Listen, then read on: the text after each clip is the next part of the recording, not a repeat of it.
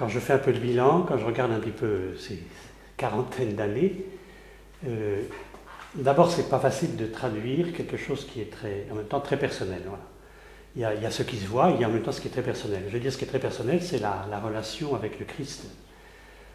Et en tous les cas, ce que je sais, c'est que la parole qui me revient tout le temps, c'est la parole, depuis le début, c'est comme le Père m'a aimé, moi aussi je vous ai aimé, je vous appelle mes amis, ce n'est pas vous qui m'avez choisi, mais c'est moi qui vous ai choisi, envoyé, etc.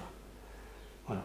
Et je peux dire que à chaque étape, une grosse étape, je veux dire, de mon ministère, il y a toujours eu cet appel, et chaque fois je me suis dit, mais c'est pas possible, je ne suis pas capable, je ne suis pas fait pour ça.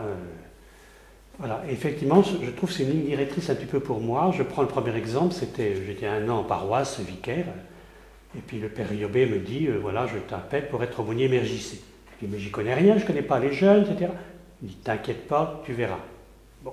Et puis effectivement, j'ai vu pendant 25 ans.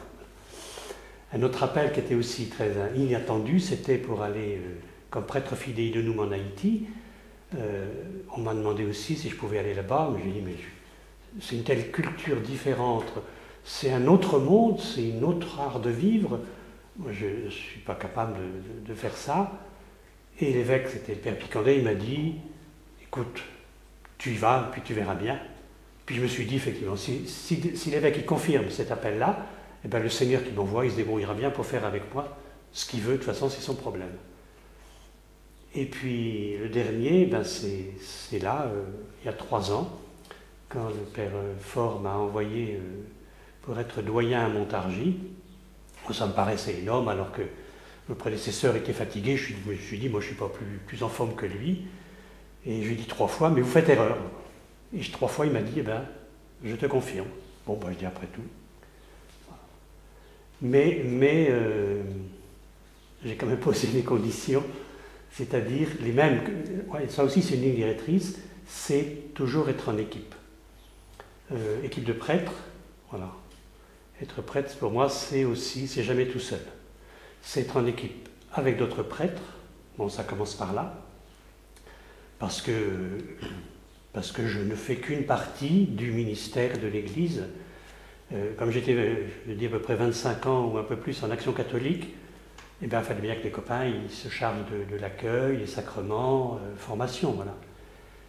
Et maintenant, ben, j'ai l'impression de faire l'inverse, c'est-à-dire de permettre à d'autres, comme des plus jeunes, d'être au service des jeunes, etc.